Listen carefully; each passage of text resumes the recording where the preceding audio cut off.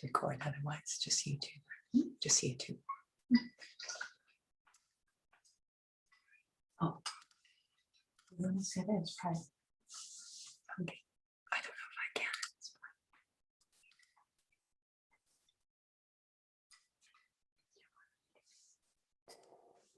Just one moment, I will be back with you.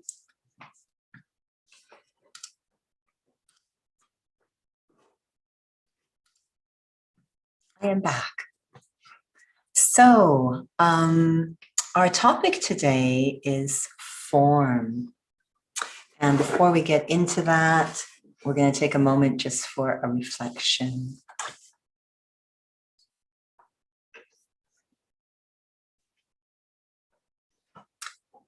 I start to draw my attention into this present moment, becoming very aware of being seated here at this time, focusing more and more inwards, as if the outer world is fading away. Just focusing on my own thoughts, my own feelings, my own inner world.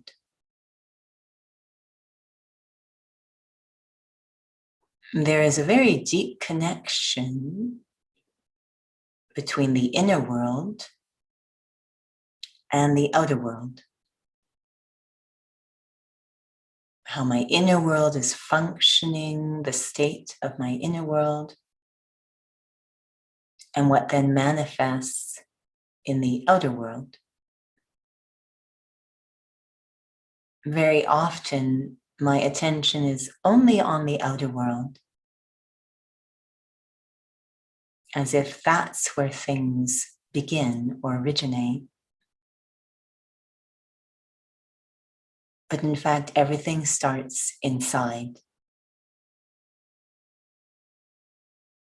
Starting to turn inwards to focus on what's going on in my inner world, the state of my inner world. Is it simple or cluttered? Is it calm or chaotic? Is it patient or rushed? Is it essence-full or expansive? Lots of overthinking.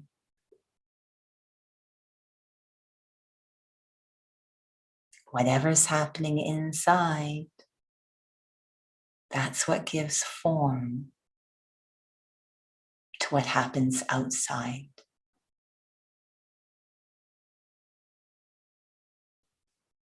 Developing the art of looking inwards and starting to sustain, to give leadership to my inner world,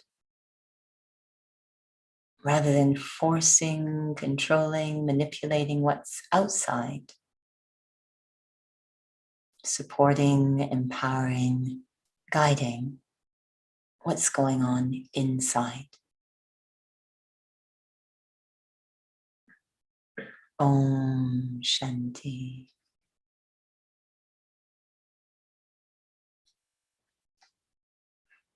So this idea of form, usually we hear it come up with things like form and function in design terminology. So form and function of design. And this idea that there is, the practical side of it, and then the more aesthetic side of it, if you will. So when it comes again to physical endeavors, physical fitness, what does form have to do? Where does it show up in the physical endeavors, in outer fitness, if you will? What does form have to do with it? Any thoughts?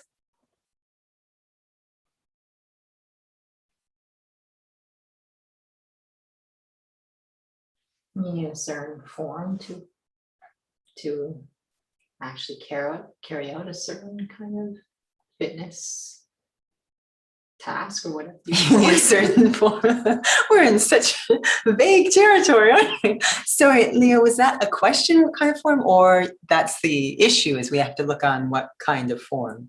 I wasn't sure if that was the question or your comment is actually the answer to the question. I wasn't, I'm not quite sure what context form is being used in. Exactly. So I feel that. So let me help you out here, both of you. So sometimes when we are training someone, we'll say, okay, you're going to do this exercise. Now make sure you do it with good form. What are we talking about when we say that to a client? Make sure you do it with good form. Are we saying put on some nice pretty tights, or what are we talking about? Do it with good form. So it might be the alignment. Like a better alignment of, because if it's alignment. a workout, then you know what context it's in, right? Right. So yes, the term is used in a very general way in fitness. Please execute this with good form. And often we're hoping that the participants know what we're talking about. That it isn't just go and put on a nice pair of tights and away we go. There are aesthetic sports, as they call it, sports that are very aesthetic focused. So some that might come to mind, we've talked a lot about ballet or dance is a sport, and it's a movement endeavor. It's very aesthetic. There's gymnastics, especially rhythmic gymnastics. There's synchronized swimming. So there's certain sports where it's really, I'd say actually all sports have an aesthetic or form component, but some are known for their form or their presentation, if you will. And it's quite interesting what happens. I've noticed quite repeatedly that these ones that focus on the appearance or the presentation tend to be dismissed as lesser sports. So the rhythmic gymnastics, the dance isn't even considered a sport by many people, synchronized swimming. And it's as if we're not quite understanding how form works. When we design, again, form and function, in design terms, it's okay, we're going to look at the practical, and then we're going to make sure it's pretty, the form of it. So the function and then the form. But when it comes in truth to this concept of form, there is the visible form and the invisible form. And they're both quite important and connected. Don't you need a certain form, though, invisible or not, to actually perform a function? It is, but what it's come to be understood by, when we say form, people tend to put it on a very superficial level, the presentation, what it looks like. And that's really coming from design as well. Okay, let's just make a chair, just a platform with two legs. Yeah, but we need to work on the form. It needs to have some aesthetic appeal to it. It needs to. So form over function is always a debate in design. Is a form over function over form, which is some love. There would be trends where it's just industrial. The form is the function, like just industrial looking stuff. It looks like it's just, you're looking and living in the behind the scenes, it's not quite finished, if you will. That is the form. So it's very interesting when it comes to sports, this idea of form or good form and everyone's understanding. So I know that we were talking about an example this morning where I was in a gathering and we were talking about these ideal beings that we call deities or gods or goddesses, and how they would operate. How do they? This is something very common from the oldest scripture, the Gita. In it, there's a line where the student Arjun and the teacher are talking about how fully evolved beings live and operate their actions. And so the student is saying, tell me how they walk, tell me how they talk, how do they move around? And so this is their lesson at that moment, is how do they perform actions? How do we perform actions when we are in our best form, if you will? And so we're in this gathering, we're asked to come up in front of the person who's sharing, who's giving the lecture said, would you like to see how they walk and move around? And so then she looked over, there were two of us sitting in the front. We said, you two, come on up here. Show us how divine beings walk. And we started to immediately giggle because the whole thing just seemed kind of crazy. So we started to giggle, and we're trying to assume the form of divine beings. And we didn't get very far before she said, stop, go back, totally wrong, go back. And she said, take a moment to, and you already used the term, to set your alignment, but your spiritual alignment, your awareness. Take a moment to set that and then walk. And it was quite an interesting exercise because there was two of us. And what we started to notice is certain things, even the distance between us became very clear. What the ideal distance is between two independent people. It became very clear how you walk on the ground, your weight on the surface, your speed, your distance from others. It was quite so the external trappings became very clear just by focusing on our spiritual awareness. What we often do sometimes to go for form is we have a bunch of rules. So when you walk, you should be 6 inches from everybody else, and you should walk at this speed, but we're not in the consciousness. We're just following a bunch of rules. So we're trying to get the form from the outside, and this is what happens when people are, I won't say making fun of, but impersonating those in aesthetic sports, is they try and do it from the outside. The whoa of the gymnast or whatever the case is, or the of the ballerina. They're just going from the outside. They have no connection to the inner alignment that produces that form. So this outside in sometimes becomes the approach to a certain form or result. This is really important when you get into spirituality, because there will be tons of times when we're pulled, because of image consciousness, or what we call, we're pulled to act spiritual without being in a spiritual consciousness. This comes up over and over and over again. It's almost like a trap. It's such a trap. We'll try and appear virtuous.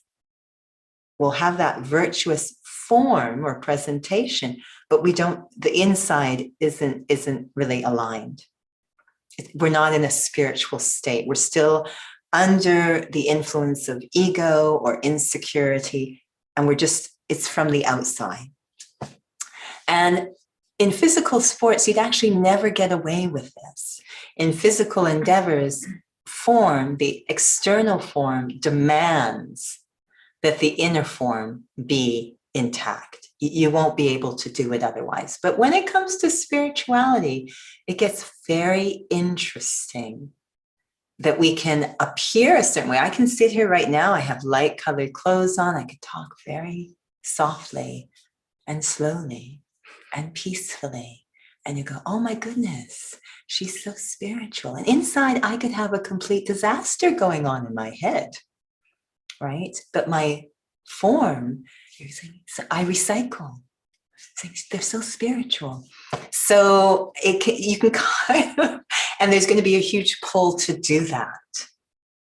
It's going to be a huge pull to do that. But it's funny eventually, of course, it will fall apart. The strain will become enormous, because the whole point of spirituality is to be authentic.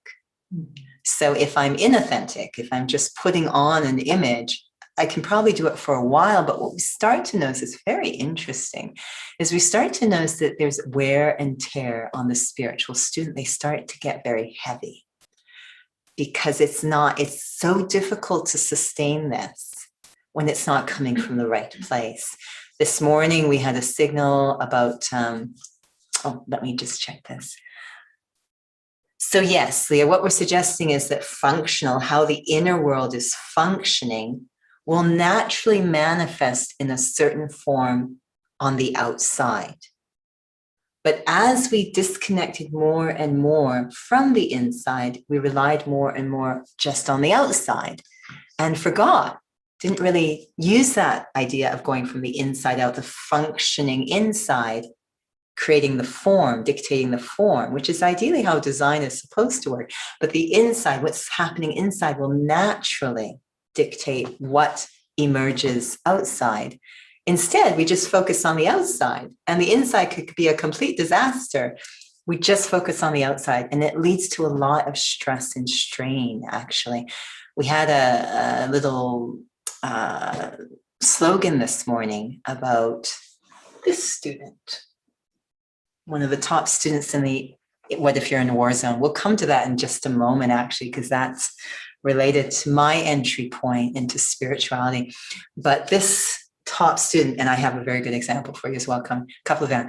It was about how tireless, this soul was always very tireless, and the responsibilities that this student was known as Mama, the responsibilities this student had were enormous, and yet always tireless. And that to me is a sign that they were really off. There's no way they could have shown up the way they did with all those responsibilities if they weren't really well aligned internally.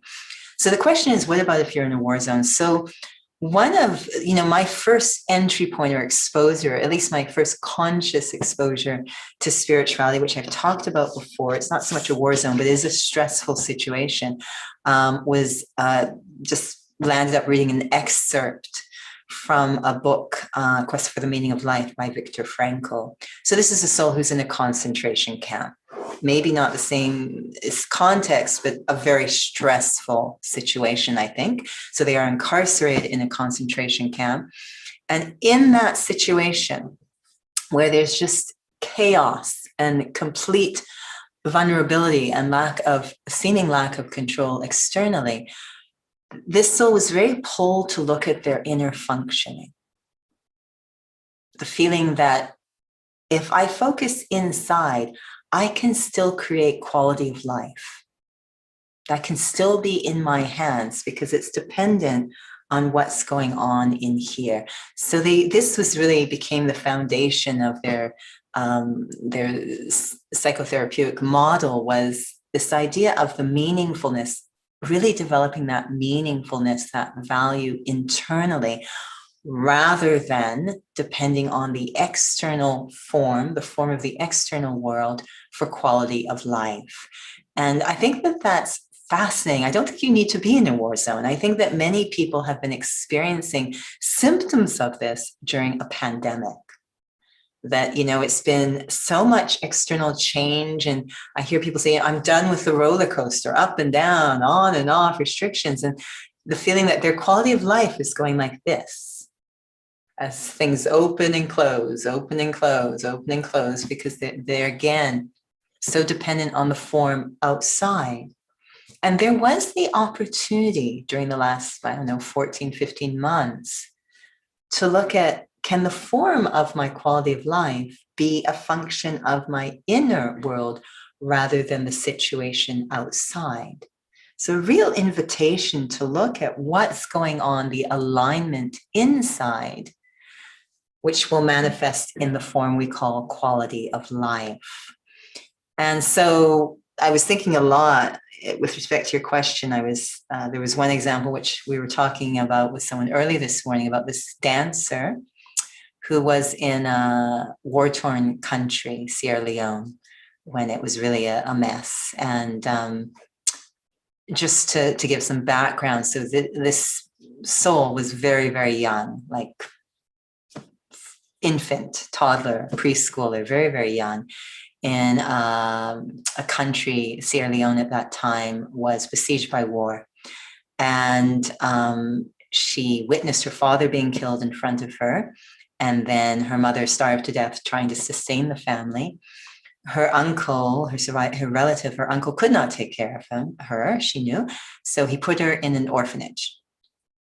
And talk about form, the aspect of form, again, it's so powerful for us. She had, there was many very chaotic things that happened, but in the orphanage, as she will share in her memoir, there were 27 orphans, and they were numbered from 1 to 27, 1 being the most valuable or desirable, and 27 being the least. And she was number 27, which means that you get food last if you get any, you get the most hand-me-down clothes, you get the worst of everything. And now why do you think it was decided that she was number 27? What do you think determined she would be number 27?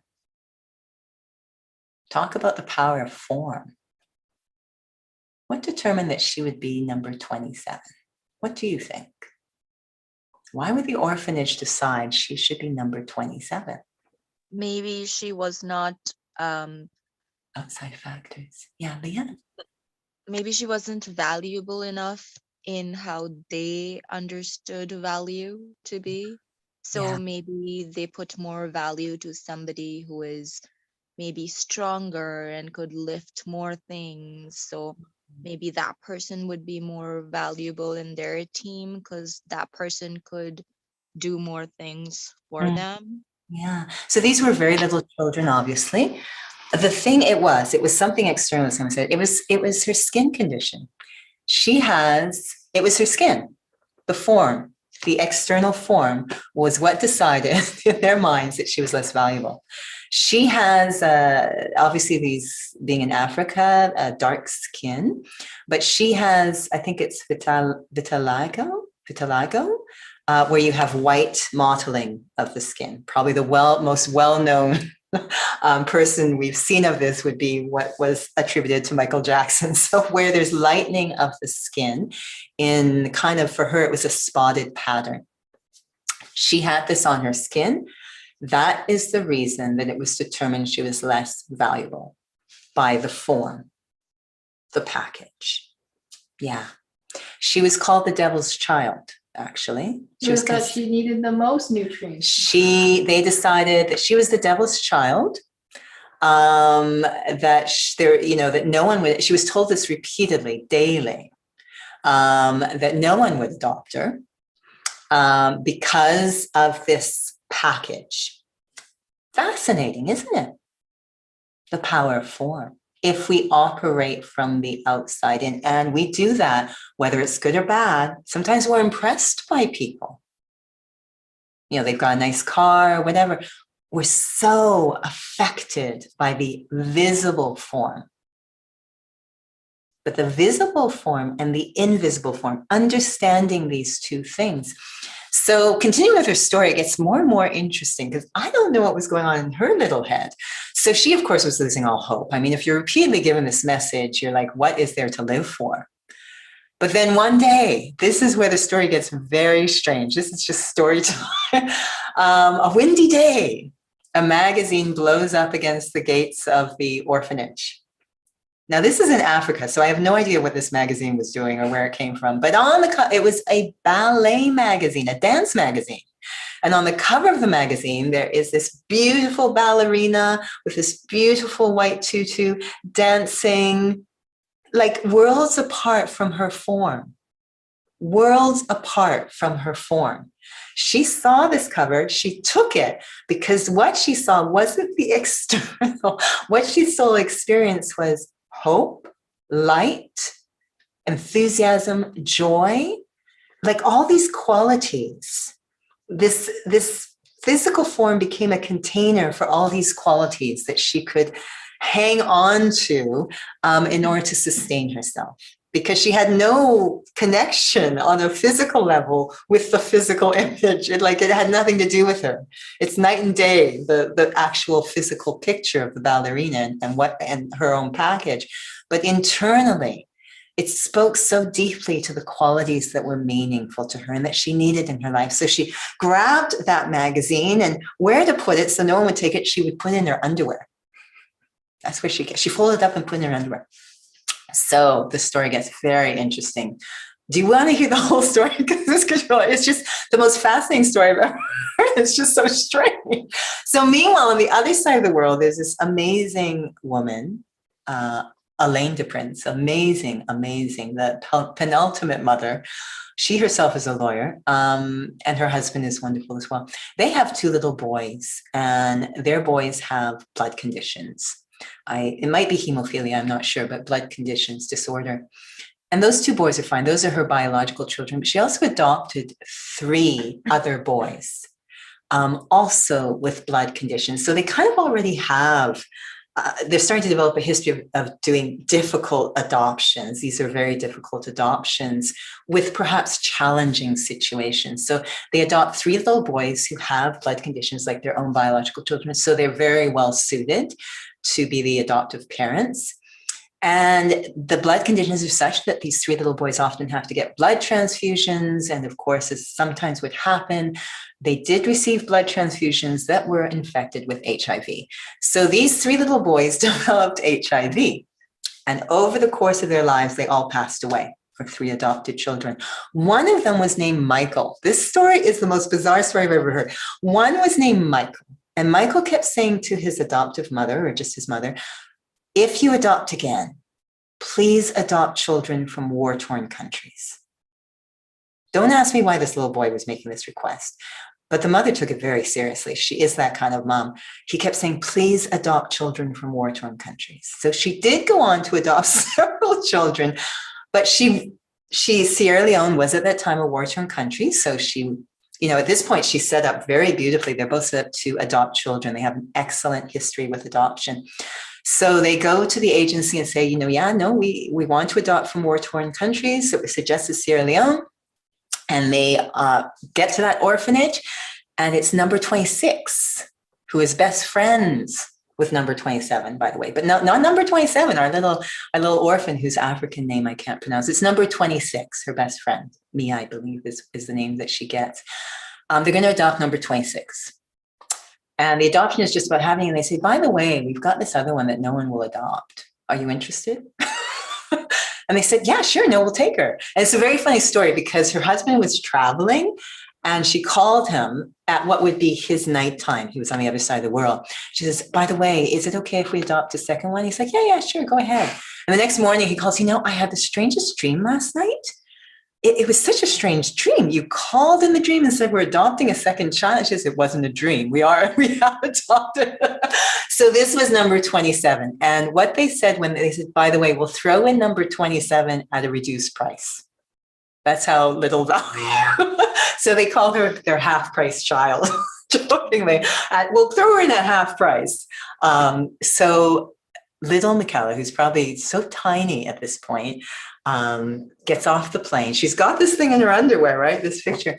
She gets off the plane with her new mom, doesn't speak English. And she's like, I got off the plane, expected my mom to have my point shoes and tutu ready. And that wasn't the case. She's still a little toddler. And so she gets off the plane. She's like, why doesn't my mom have my ballet stuff right? So she pulls the picture out of her underwear and shows her mom. Again, it's just the form. Her mom could have looked at that and gone, what? But her mom she said, I can't believe it. My mom got it. She got what the picture meant to me. And so together they have this beautiful journey together of, it wasn't just about that soul becoming. She is now a world-class ballerina, in case you're wondering. Michaela de Prince. She was with the Dutch Ballet Company. She might still be, but a world-class. She's a beautiful ballet dancer against continuous obstacles. It's just, but her mom got that this represented hope and joy and lightness after a very dark beginning to her life. What this image represented, her mom got it. And just so supported her going into that journey that would also be difficult. It's actually, I'll be honest with you, it's quite difficult for people of color to get anywhere in ballet. But her mom got it and supported it from a very healthy place. So when you look at the beginnings of this, it was so much about form. When you look at where it started and when you see where it ended up, it's just this incredible arc. And what intrigues me is what needed to happen inside of that soul for her to make that kind of journey. what alignment, how did she have any sense of value after the way it started based on the external form? There must have been this very strong something inside of that soul that was resilient. And then in the right hands, in the right soil, it just blossomed, because really fascinating what that soul does now. So this idea of, in sports, we say good form. And as you figured out, it's dependent, the way it presents is dependent on actually the invisible form, the invisible alignment. And we have two terms that we use in the spirituality. One is antaryami and one is baharyami. Antaryami is the one who can see what's going on inside. And baharyami is the one who can see from the external behavior. And most of us have gotten into the baharyami. We really are impressed by what we see externally. There's been so many psychological studies on this, that despite our best efforts, it shows that, someone shows up, they'll do studies about showing up for an interview at work. And the physical form of the person, the applicant, very subtly affects the results and how they're treated. We're so affected by this deceptive concept of form, by the package, so affected. It's fascinating. So most of us are in the baharyami kind of, but the funny thing is the two are so connected. You can actually, if you're looking properly, you can actually tell what's going on inside from how they're presenting outside, because you understand the connection between the visible and the invisible if you really pay attention. That is, if your inner eye is working properly. So very often in dance class, it always intrigued me, because you had dancers who, because once you get to a certain level of dance, the selection in the audition process isn't just about your understanding of dance, your love of dance, your take. It actually comes down to your physical form. So souls who have a certain torso to leg proportion are going to be selected. Those who have certain external rotation in the hips will be selected. Length of limbs, arch, all sorts of physical things can determine whether or not you're selected, because it gives beautiful lines. And this is something I like about Michala, and if I can find her, I will show you, is she doesn't really have a great arch. Oh, sorry. Hema, go ahead while I'm hunting. Go ahead. Go ahead. I'm just adding what you are saying, the form, right? External form. Yeah. And I think I like more on this since I am here since 2003, and before that I was in England and all. But the way I have experienced back in India personally, this is my personal experience, that my skin color, my features and everything, it mattered throughout in my life till the time I was in India, that it's really hampered my personality growth. Like I actually developed my personality when I came to a Western world, because in India, having a dark skin or not dark skin, I don't have a dark skin, but I have a brown skin. But in India, it's very, very much important, and especially in the community where I born, like having a white, fair skin, that is something you must have as a girl. Other you cannot find a good husband. You cannot go into a good family. No good family will accept you. Not only that, the way I have experienced, even in school as well, the preference was given to those who are from a richer family, those girls or students whose parents are doctors and engineers and all, meaning like they are more resourceful, right? And second, if you are beautiful, like you are fair, you have curly hair, and you are so bubbly and sparkling, and yeah. So these are the thing, and I never got that, because even I was never been recognized. And then also third thing, in exams as well. Like, yeah, in a written exam, they cannot do anything. But in final exam and viva, right? The oral. That time, if you are beautiful, if you are resourceful, you automatically get good marks. And in engineering last year, that is what I've experienced. I experienced because of very few marks. Like I lost my grade, the grade which I was supposed to get in, like for 2 or 3 marks, I lost that grade, and all other girls in my group. And like that, I never accepted that fact. And that's why probably I'm here in this world, this part of the world. But I understand exactly what you are talking about, because I had gone through it and have experienced it. And then whenever we talk about self-respect, that part, it's still not getting away from my personality. It's still like dragging me down. And I know that I have no relationship with that past, but I don't know. It's such a deep impression, so I exactly understand what you're saying, exactly how much it matters. Yeah, and I think, thank you for sharing him. Thank you. And I know that, and these are very strong points of bias, and it can get really subtle. It can actually even enter into spiritual circles. So we really have to be honest with ourselves. And Leah also shares such biases all over the world. It's really quite fascinating. So we talk about these two, body conscious and soul conscious. And when we are body conscious, when we're very pulled into a physical awareness, no one wants to do it. I think at some level it all breaks our heart, but we just have gotten caught up in this form, external form thing. And the beauty of spirituality, it's slowly trying to move us back to being able to recognize that beauty within and the capacities within.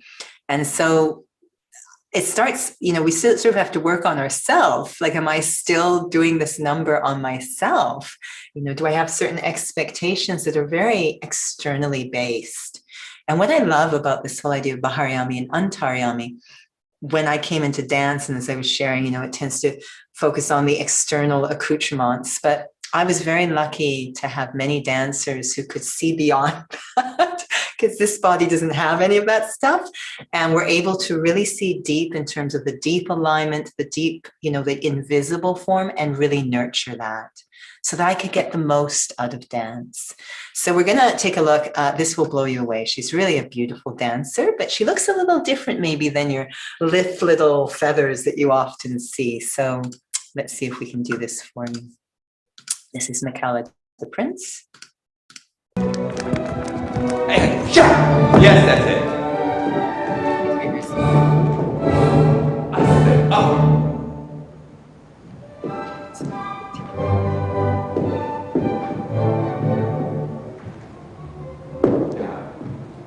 Her balance.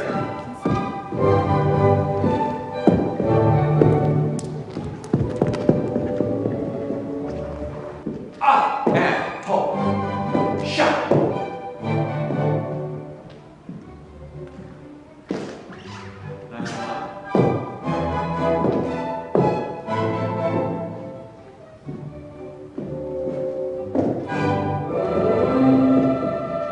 And now, 2 arms. Jumps. That's her sister.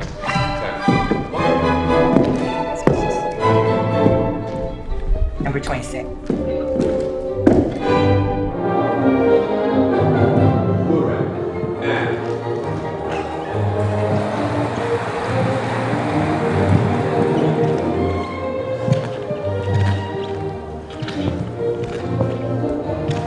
Yes, good.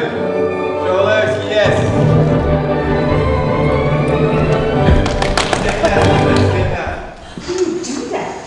Wakes up every morning and she just goes, Sorry, just a moment. Yeah. Hang on. Yeah, I guess. Bear with me. NBC News fans, thanks for. Sorry. What's really lovely? Did you see the smile on her face? Did that smile tell you anything about her story before? Or did you just, if you saw her dancing, would you think that she had the kind of beginning to her life? The smile on her face, she captured the essence of that magazine cover.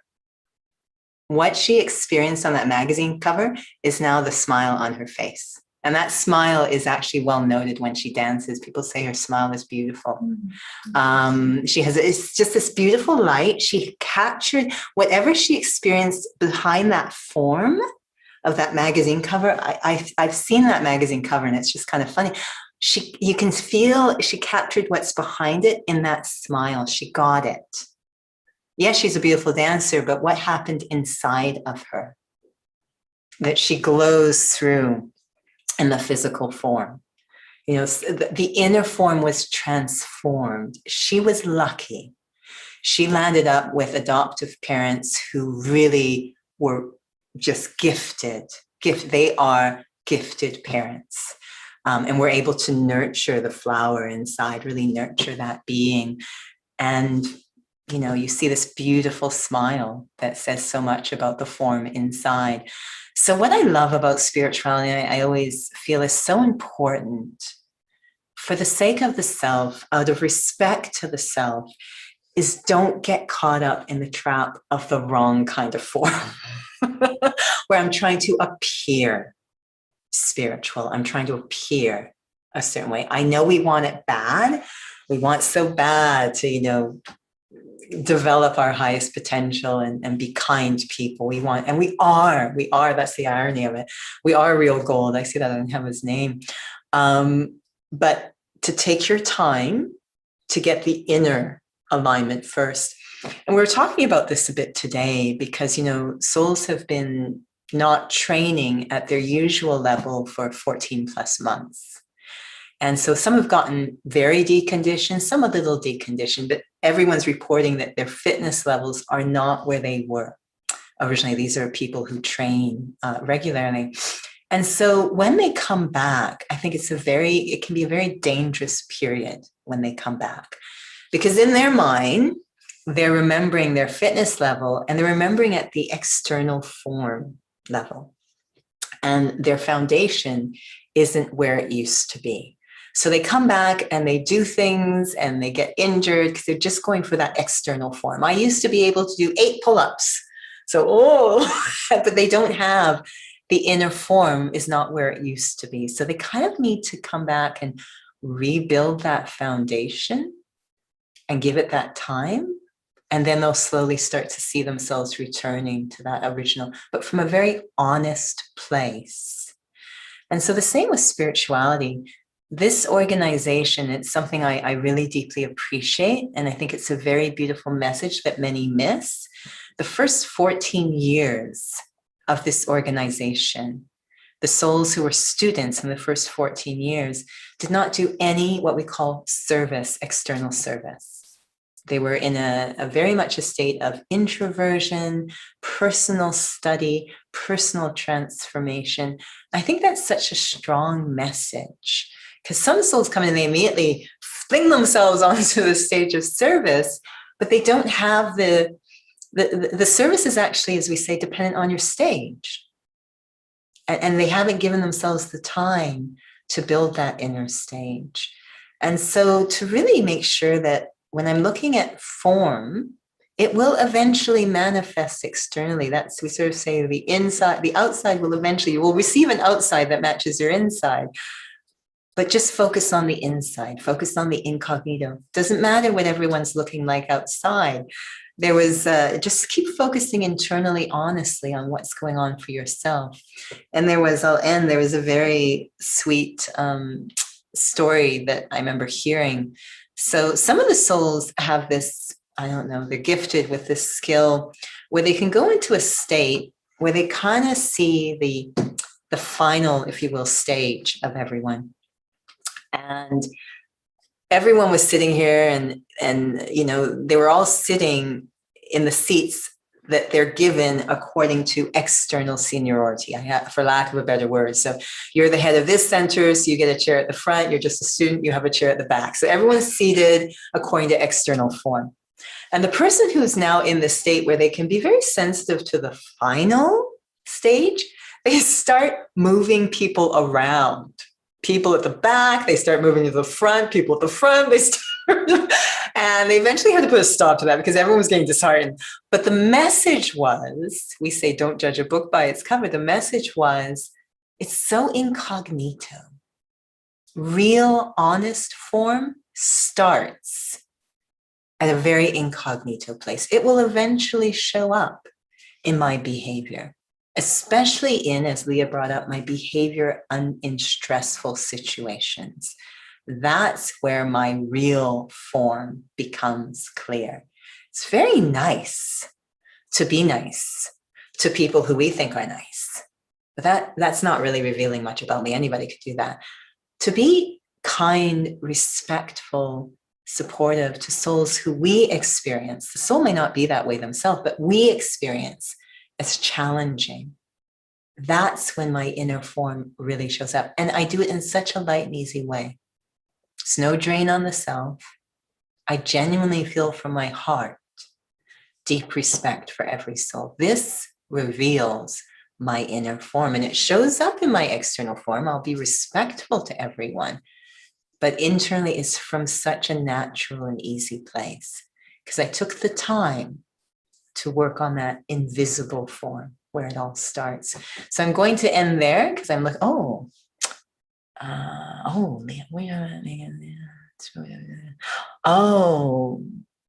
yes. So talking about being able to see the inner world of another despite whatever experience. Yeah. So often we would see this in dance class. I really appreciate dance teachers who you'd walk into a class, and I always found it really interesting. You know, there'd be souls who would do développés and their legs are up here, kind of floating around up here.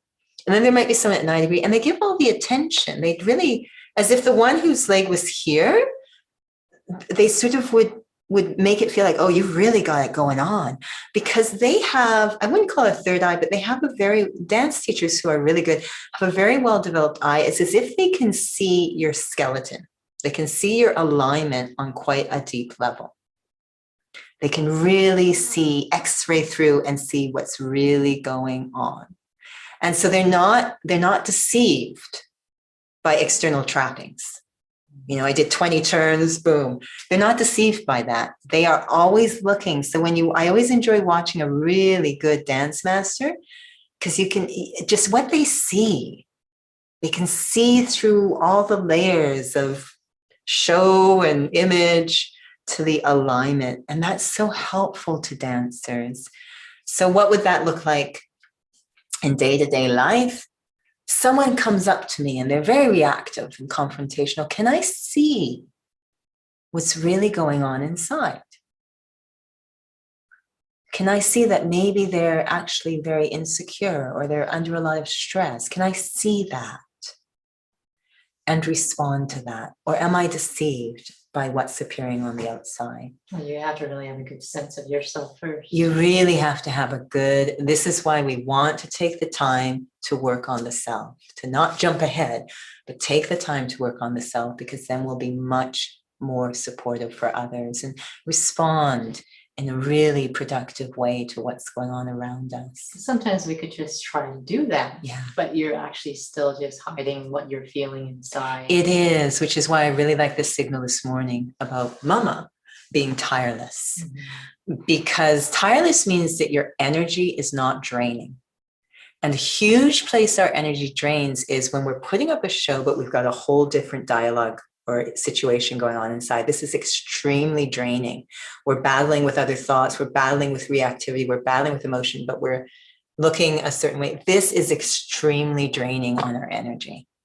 And Mama was known she was an expert at dealing with dynamics. Any dynamics, they would send them to Mama.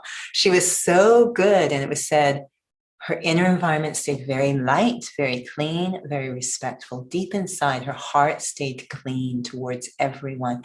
This is why she was tireless. Her use of energy was excellent because her inner form was so, so clean. So it's going to show up eventually. If I've got two different things going on, it will show up eventually. Either I will get I'll just burn out or melt down or feel tired or need a holiday or any number of things will indicate, okay, there's not transparency. I've got two different things going on. Transparency of form is super. It's our ultimate destination. When you talk about physical form, pardon my poor language, but you're trying to hold, let's say, your inner core Yeah. while you're doing something. And Yeah. if you don't, things fall apart. Well, Yeah. you won't be able to hold that. Yeah. You'll probably injure yourself. Yeah. So when it comes to inner form, Yeah. it's being able to hold that certain experience of myself, regardless of what's going on. Yeah, absolutely. And that's why we have various subjects, various practices that we do that are all designed to work with that. I was with a client today and she is in a package that's a little bit heavier. So sometimes it might be difficult to actually see, but she has amazing alignment. So she's been off for a while. We haven't been able to meet. So we were doing different exercises that will help to activate the deep muscles, because that's what we want in spirituality. We want to activate that deep self-respect. And how do you keep it intact? So we have various practices and things we study that are all designed, but the top one, of course, is what is your practice of soul consciousness? What is your practice of considering yourself to be this exquisite being inside? You're not the package. What is your practice of that, and how consistently do you practice that? Or do you still go for what is the package doing? It will eventually show up in the package.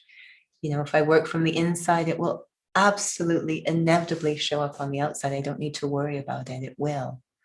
But I can, give the self that time to do it from an honest place and learn how to sustain it. Yeah. So we do need to start as usual. I have no idea what is going on next week. Let me find out for you. Thank you all for your great input. Sorry. Oh, there's a couple of things we want to announce. So next weekend on the Sunday, we have our International Day of Yoga event. And this will be an 8-hour healing space. So we'll try and put that on our website or something. We'll have to figure that out. But for Inner Fitness on Saturday next week, it is mobility and stability. This is the top story right now in the fitness world, to have both mobility and stability. Usually people have one or the other, mobility and stability.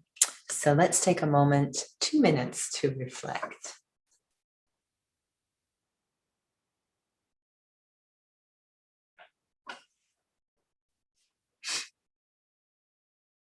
As I sit here, I do an experiment. My objective is to have the body seated, the physical body seated in a royal way. Whatever that means to me, to have the physical body seated in a royal way. My first approach is to just try and do it from the outside. So I try to arrange my body physically so it's seated in a royal way. Just from the outside. How would I arrange this body so it's seated in a royal way?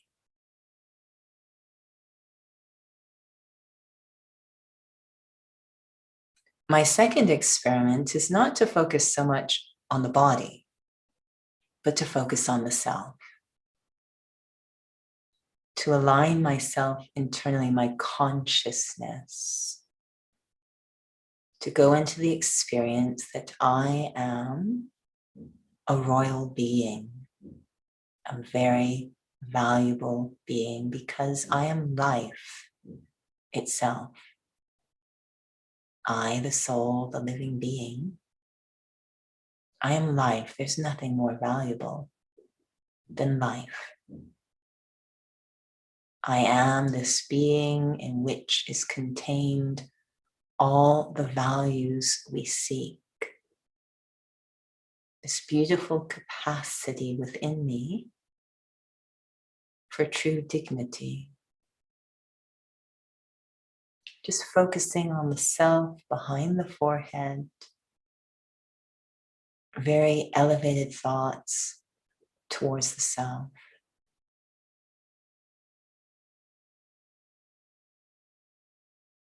A very elevated vision on the self.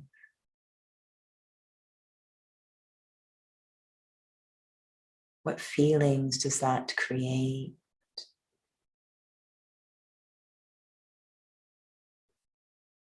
And might it over time, very naturally, affect how I use this body, how I carry it, how I move it, perhaps how I feed it, what I feed it.